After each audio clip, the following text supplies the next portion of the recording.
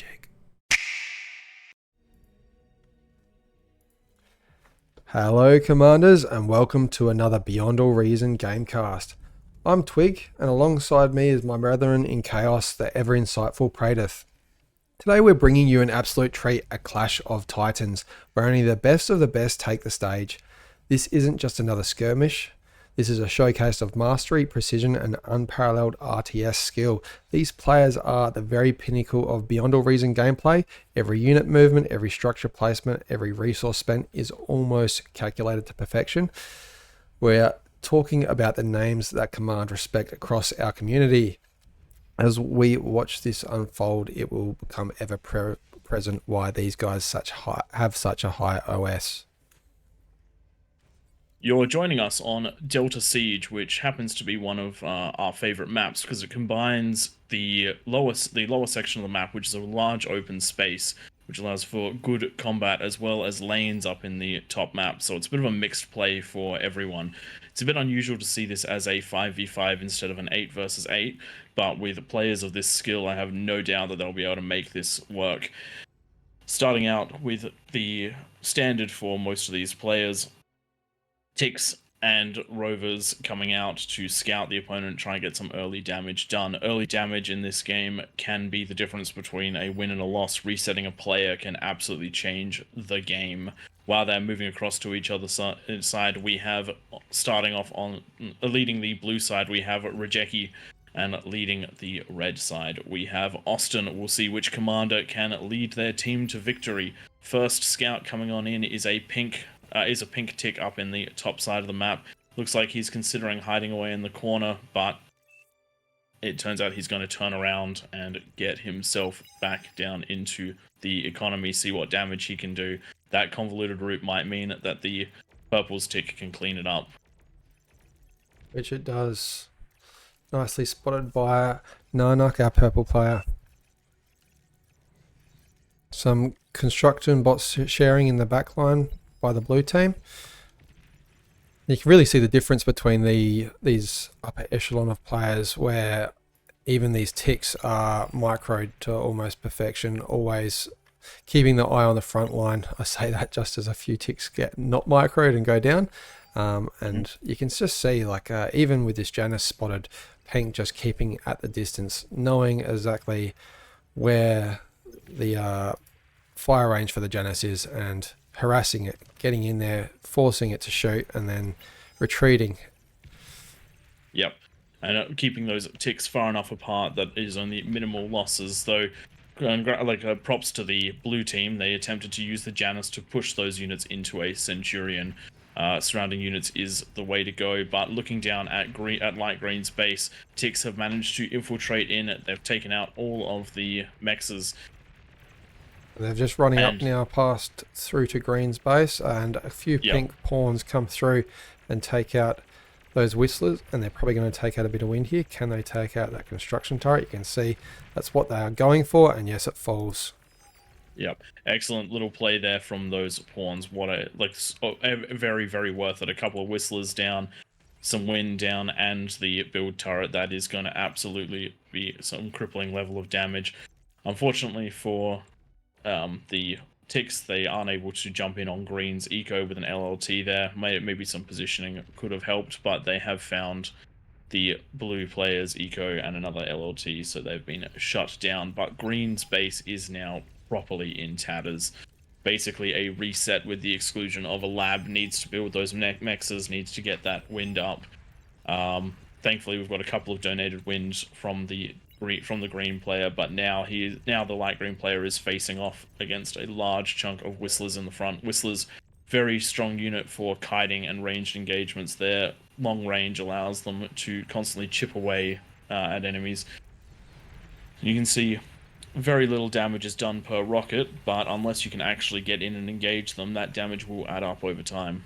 Just looking into the back lines, actually before then we can see a scout coming out from red. Hello Austin bringing out one scout and one bomber, just passing the center of the map, and it looks like from their perspective they are spotting purple's base here and dropping their first bombs, taking some damage from that those couple nettles. Purple dropping them down very quickly, building Yep. 2 very quickly, and Austin coming back round, knowing that he's going to lose this bomber, but knows that he can See, put the damage out and takes out a mechs as well as some more wind before that bomber falls to the ground. yeah, that was 8. That was 8 wind and 1 mechs for the cost of a bomber. That's a pretty good trade. Not to mention the metal investment in it to thistles. So that is a great little exchange. Looking back to the middle of the map, one whistler going down, but you can see from all of the bodies on the ground that it has mostly been some of Pink's pawns and purple units going down. So efficient trades taking a mechs as well. We have 2 commanders facing off right in the middle, pink and purple, both building LLTs. But purple's commander, a nice move by pink, just teasing Narnak out of the base. I think he tried to stand in front of the LLT, but just mismicroed that commander. And Narnak, without the energy, has decided to retreat. And I think that we're going to see a mechs fall. That we are. And a mass of shuriken building up and sitting next to Teddy's commander, the orange commander. What are we going to do with those? Those shurikens are very good defensively, but they can also be used offensively. And as we see them flying over, there seem to be 2 transports that aren't loaded up in that mix. What that is that just to scare? Maybe they're forcing them to drop some anti-air defense, even though it's not needed. I like what's happening here. Austin's using this shuriken to just shut down the eco, and until one of these blue players sends some units out there, those mechs is essentially going to stay offline until those shuriken are shot down. I like it quite a bit. And one of them is targeting the LLT, so it's not even able to slowly chip away at them over time. We're seeing some T2 units out of the teal player coming up and helping to assist, but we have 2 comms right now facing off against each other. And that is a Pink knew his comm was dead, so he just tried to get it into the mix and take out the blue comm and the units at the same time. Actually a pretty decent trade for Pink, because he now has the controlling number of units, so he may be able to get the reclaim. Though I wouldn't underestimate 2 fiends. That is a lot of damage. Those ticks will do almost nothing.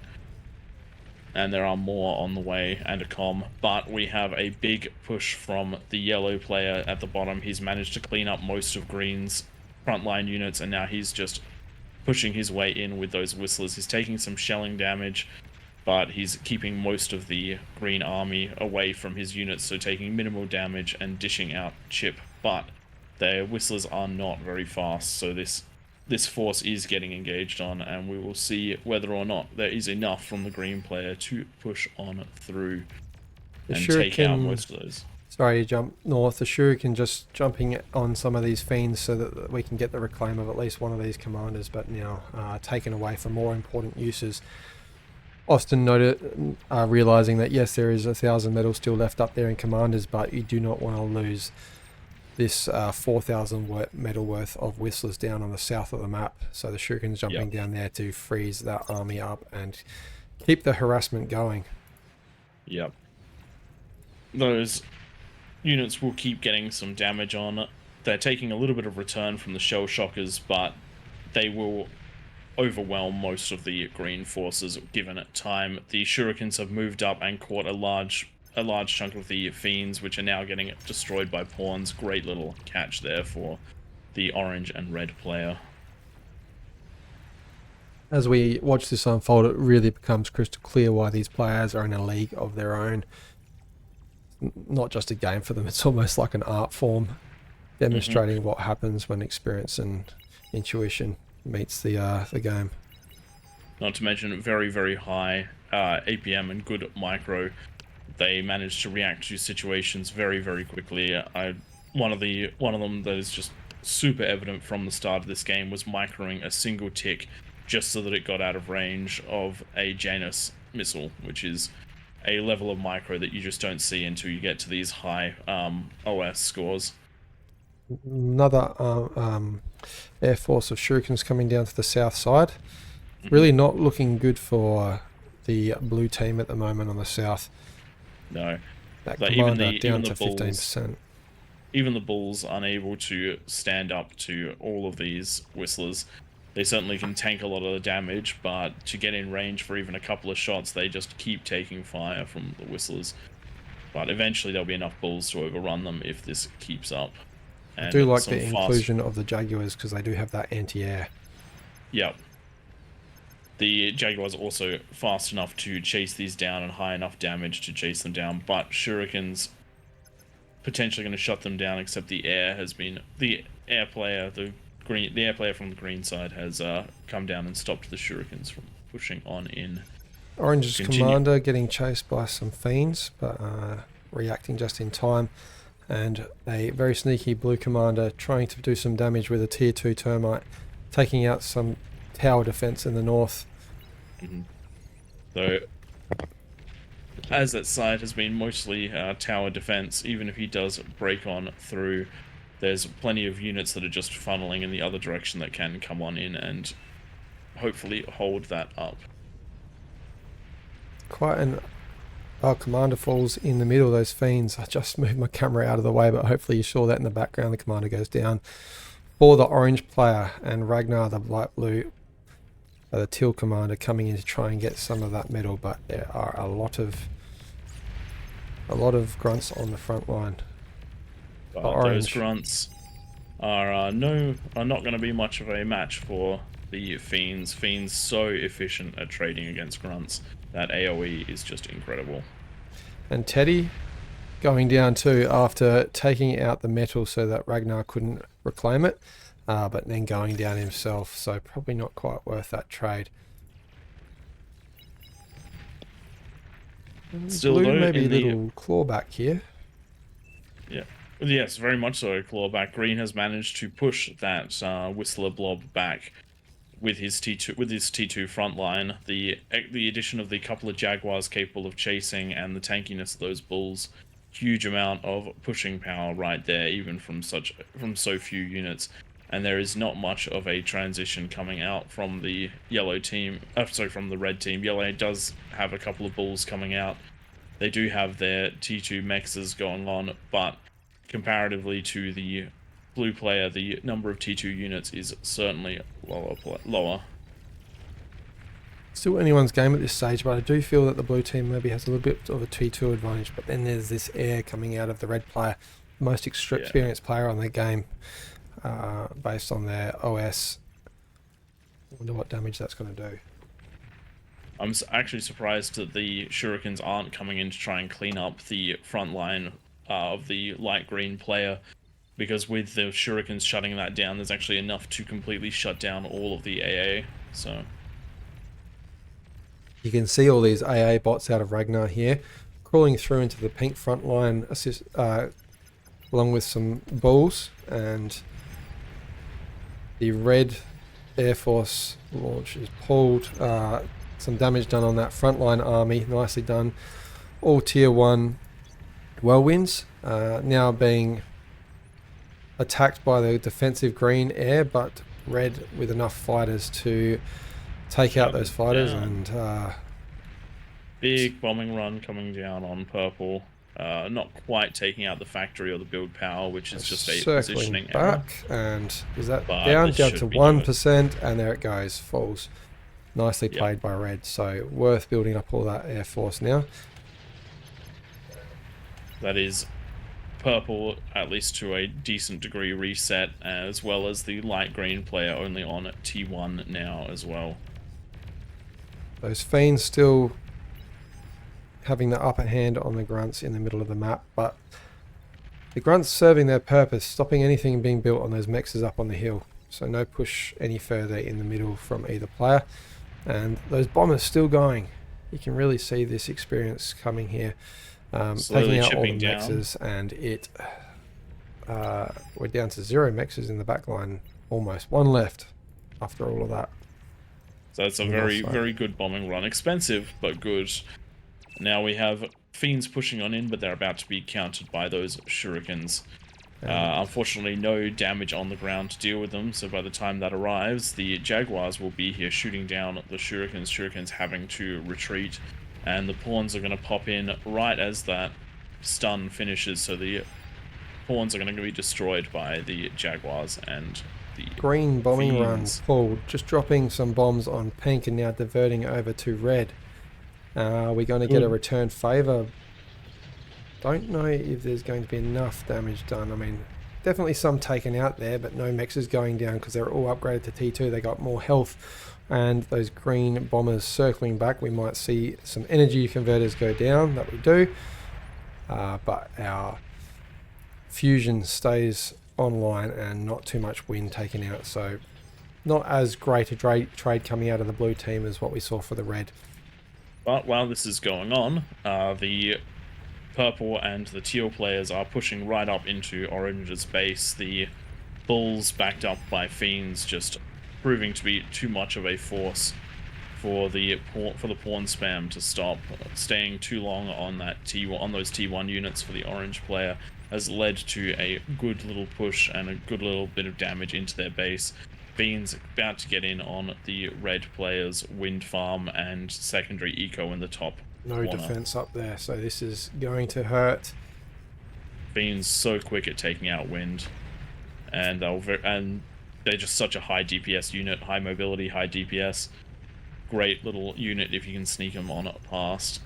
Quick transition to tanks, and Austin just degunning 2 bulls there, but just too much damage is being done by these fiends. Such an awesome unit at high DPS. And jumping down, looking at the open plains in the bottom of the map, Mausers are now repaying the Whistlers tenfold. Mausers great for taking out Whistlers. They outrange and they are quite high damage. So though that Whistler blob managed to do a decent amount of damage to start with, but unable to do enough to stop the light green player from getting those Mausers on track. That is T2, and now very little he can do. A Starlight is going to be an appropriate counter, but there is only one, and his power generation is low. Trying to fix that with a fusion, but it is not up yet. More units coming on down into the Just red base. One fiend in the background taking out Cream's economy now. Going for that advanced mechs extractor in the very corner of the map. Ticks the answer. I don't know if they're going to do enough to take this out. This is one of those areas where we talked about the high elo play, getting these units all over the place, just popping up where you least expect them. That's high micro and good game-making decisions. Really about being on the front line and not getting too stuck into your economy, making sure you drop those economy buildings down quickly. These players are very experienced at doing that, and then spending most of your time on the front line, making sure that every single unit's doing as much as possible. Red has reclaimed the high ground, but hasn't managed to capture any of the mechs back with a series of Tiger tanks, but those look like they're getting pulled off to try and deal with some of the issues going on in the lower part of the map. Fiends pushing into that lower part of the map to try and take on the Starlights and the Bulls when they get there. There's quite the eco advantage for That's it for the red team. Yep, that is a surrender for the red team. I actually thought that one was going to go the other way, Praedyth. I thought red was pushing harder at the bottom. The air raid was more successful, but the blue players just working together on the north of the map, just getting that T2 advantage and not stopping. Unfortunately, the red players were unable to capitalize on their advantage. They got the better bombing run in, they got the better early game aggression in, but the blue players managed to survive that earlier T2 transition and then use that to capitalize on efficient trading. If we look at the statistics at the end, blue with the slightly higher damage efficiency at 96%, and I would say that a lot of that came down to those early T2 fiends. But when looking at energy produced and metal produced, it was hugely in red's favor for most of that game. 130k to 100k and 2.6 million to 1.8 million. Quick look at the graphs just for those interested in those statistics. Skimming through them, and you can just see that it was quite split between the teams. Obviously that slight eco advantage to the red team, but then the blue team slightly better on the damage, and damage is where it counts to get that wind, especially if it's done in the right place.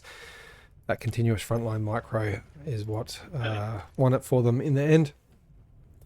So guys, we hope you enjoyed that game. We certainly did.